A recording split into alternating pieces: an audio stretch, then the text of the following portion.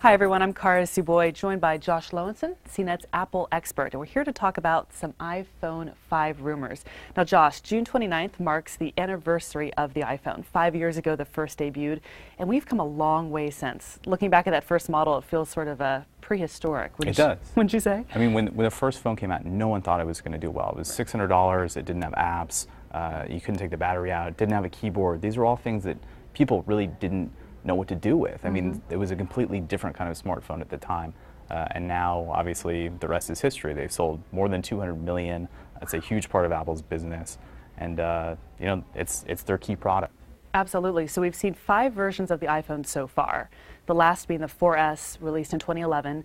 Everyone is waiting for the new version. When could that possibly happen? I think the rumors have pegged it for September or October, which is the same time they did it last year. And that's really a good time for them to release something. It's when, right around the holidays, people have some money to spend, they're not on vacation, and for a lot of people who bought it maybe a year or two ago, it's already past their 2-year contract. So they're ready to buy, they're eager.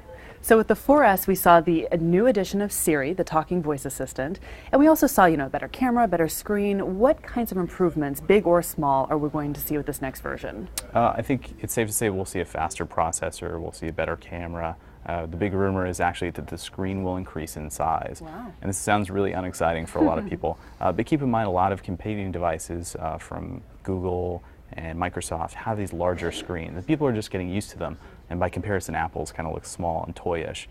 So I would definitely expect them to increase that. And if they don't, I think a lot of people are going to be asking, why not buy a larger device?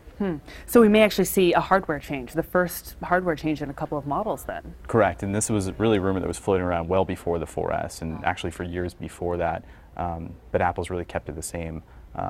Although to their credit, that's really been nice for app makers because it's easier for them to make apps, and it's the apps from a few years ago work with your new phone. That's always been a benefit for them. There hasn't been the sort of fragmentation that's plagued Google.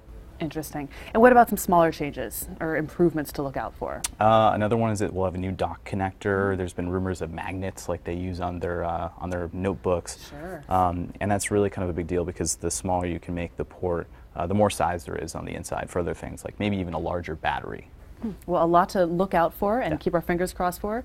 September, October, we'll check in with you then. Cool. Thank you, Josh. Josh Lowenson, I'm Kara Suboy, CNET.com. Thanks for watching.